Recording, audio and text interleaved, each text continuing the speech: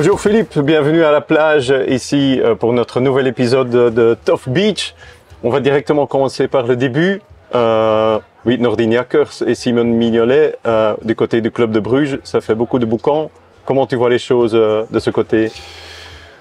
Oui, ça fait beaucoup de boucans et j'ai été surpris parce que quand on regarde les deux dernières prestations de Simon Mignolet ont été extraordinaires, aussi bien en Supercoupe contre Lyon. Il n'a peut-être pas eu beaucoup de travail, mais il a été décisif au bon moment pour la victoire de Bruges. Et maintenant, le premier gros match de la Jupiler League, Bruges contre Genk. Je pense, et je ne vais pas peser mes mots, que si Simon Mignolet n'est pas là en première mi-temps, Bruges ne gagne pas le match. C'est complètement l'homme du match. Et c'est lui qui a décidé du déroulement du match. Il est pour le moment au top, mais j'ai été très surpris par la déclaration de l'entraîneur, de Nicky Hyen, avec on va dire, ce roulement de gardien qu'ils ont proposé. Donc maintenant, apparemment, Simon a joué 2 matchs, et d'après ce que j'ai lu, Noordin Jakkers va prendre le relais pour les prochaines semaines. J'ai été très étonné. Tu as déjà vu ce genre de formule dans le passé? Dans le passé, oui. Je vais pas dire que c'était une formule, mais à l'époque, c'était plus une mode parce qu'on était confronté, je vais dire, entre les années 80 et 90. Tu avais 3 clubs, par exemple. Tu avais Standard, Anderlecht et Bruges, où tu avais 2 gardiens, 2 bons gardiens du même niveau, plus ou moins. Tu avais Anderlecht, tu avais Jackie Munaron et le talent Philippe de Wilde qui arrivait, qui avait fait des super boulots à Beveren. Puis au Standard, tu avais Michel Prudhomme, mais tu avais Gilbert Baudard. Et à Bruges, tu avais mon ancien collègue qui malheureusement, paix en son âme, est décédé il y a pas très longtemps, Birger Jensen, le Danois. Et moi qui voulais aussi jouer en tant qu'ambitieux gardien. Et il se passait comme ça qu'on mettait 2 numéros 1. Évidemment, il n'y en avait qu'un dans le but, jusqu'au moment où il avait un petit passage à vide ou bien il faisait une faute. Et c'est l'autre qui revenait. Et de nouveau, jusqu'au moment où il n'est pas en forme, où il a une carte rouge, où il a fait une faute, alors on remettait l'autre. Et comme ça toute la saison. Et c'est un peu de ça que j'ai pas peur, mais que je me pose des questions si c'est la bonne décision que le club de Bruges, Nicky Hyen et son staff, je m'imagine, ont pris à propos de Simon Mignolet et Noordin Jakkers. Pourquoi ils auraient pris cette décision? Parce que le club de Bruges, ils font rien sans réfléchir.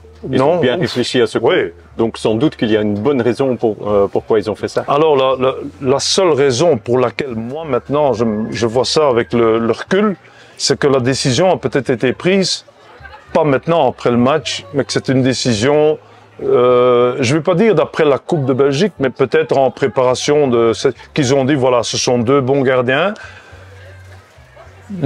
Et que maintenant ils se disent, oui, Simon, il arrive et il lance 2 fois ses jokers et on ne sait plus faire autrement. Ils ont été un petit peu pris. Voilà, exactement.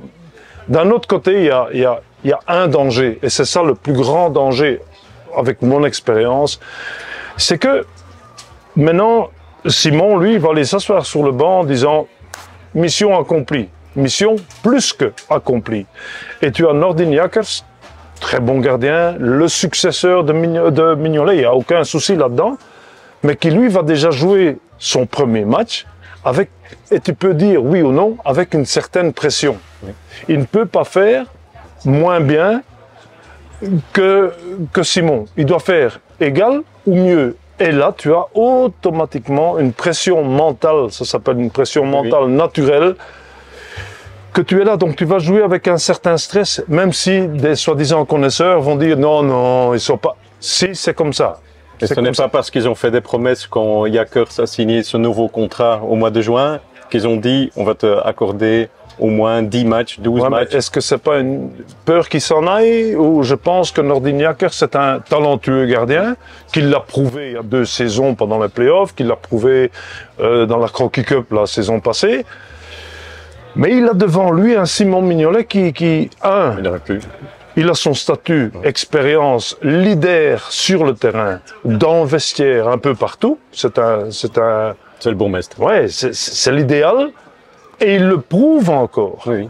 Je pense que Simon est tellement un garçon équilibré physiquement et mentalement que si le jour où il dit « Ok, je vois la ligne d'arrivée en bout de piste », qu'il dira au club « Voilà monsieur, j'ai pris ma décision, Nordin il est prêt ». Tout le monde le sait que Nordin est prêt et qu'il a envie de jouer.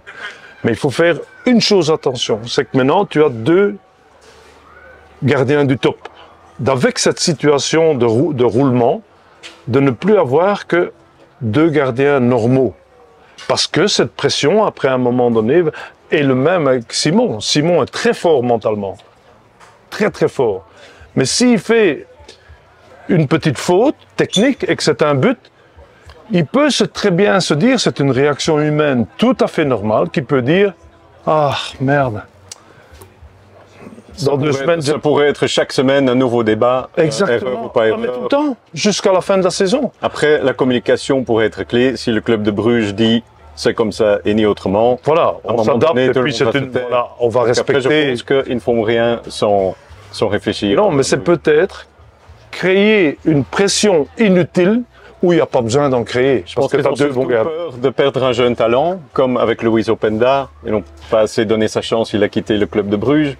Comme avec Senna Lammens, qui maintenant est à l'Antwerp et qui pourrait quitter pour aller au Manchester United. Ouais. Je pense que c'est ce genre de dossier qui les rend un peu peureux pour perdre. Et de ne pas prendre de risque. Oui. Oui, mais alors ne prends pas de risque, parce que ça pourrait devenir un risque. Merci Phil.